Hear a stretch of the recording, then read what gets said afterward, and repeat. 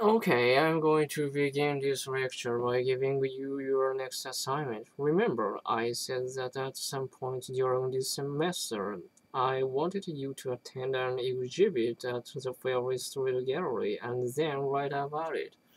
Well, the exhibit that I want you to attend is coming up. It's already started, in fact, but it will be at the gallery for the next month, which should give you plenty of time to complete this assignment.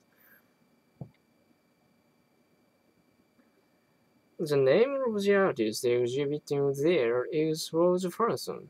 Franson's work may be unfamiliar to you since she's a relatively young artist. But she's got a very unusual style compared to some of the artists we looked at this time. But anyway, Franson's style is what she herself calls realistic impressionism. So you probably studied both of these movements separately, separate movements, realism and impressionism, in some of your art history courses. So who can just sum this up? Well, Impressionism started in the late 19th century. The basic Impressionist style was very different from earlier style. It didn't depict scenes or models exactly as they looked. Impressionist painters tended to apply paint really thickly and in big brushstrokes, so the texture of the canvas was rough. Good. What else? What was the subject? Well, a lot of Impressionist artists painted everyday scenes like people on the streets and in cafes, lots of nature scenes, especially landscape.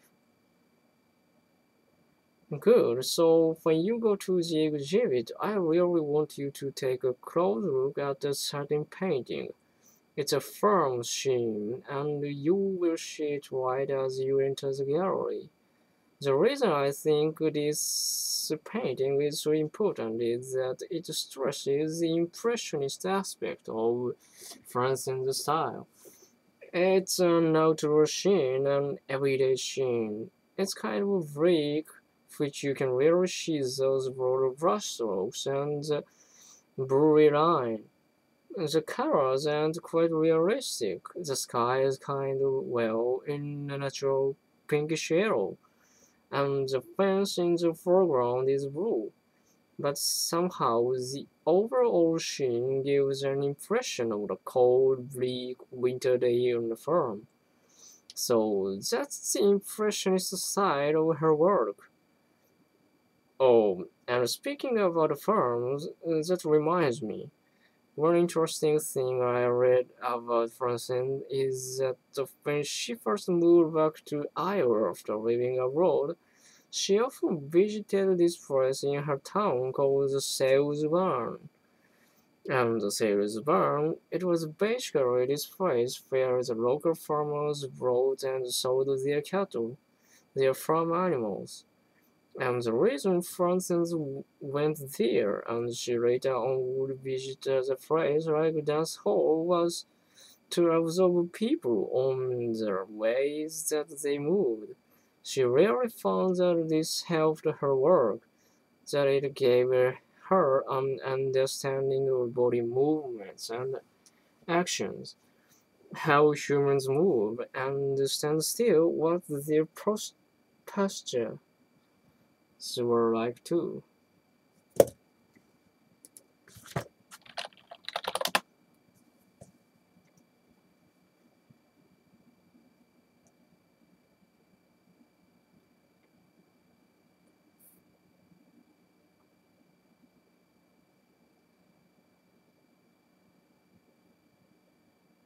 Posture, posture were like too. So what about realism? What are the elements of realism we should be looking for in Franson's work? Work.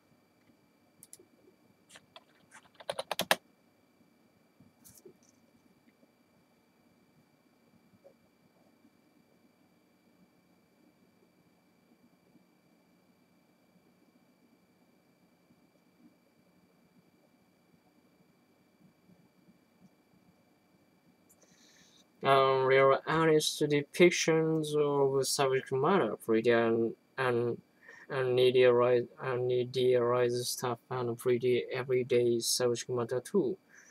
Good. One such painting I really want you to look at is of a young woman surrounded by pumpkins. You will notice that the woman's face is so realistic looking that it's almost like a photograph. The woman's nose is a little less than perfect, and her hair is kind of messed up.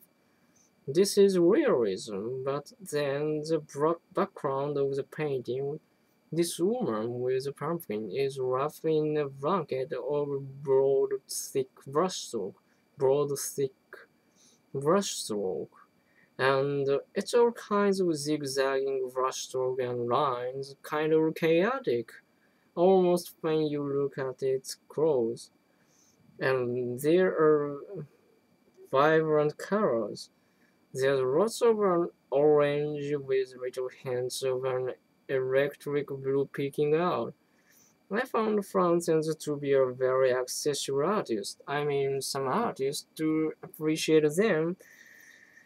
You have to know their life story, but here's a little bit to be a very there. But here's a little bit about Rose Francis' life anyway. She attended art school, but was told by one of her instructors that she was not good at illustration, that she should go into advertising instead. So she took advertising classes and fine arts classes too, until she was convinced by the head of an advertising agency that her work was really good, that she could be an artist. But of course, it's not as easy as that, and so Franson had to paint other people's portraits at price like at fairs just to make money to buy paint for her more a series of artwork, artwork. No matter what, no matter what, no matter what, no matter what, she never stopped painting, and now Franson is doing extremely well, and her work is being shown all over the country. So I think most of us would be discouraged if we had to face challenges and difficulties like that. But what's important is that you keep at it, that you don't give up. That's what is really important to remember. Hmm.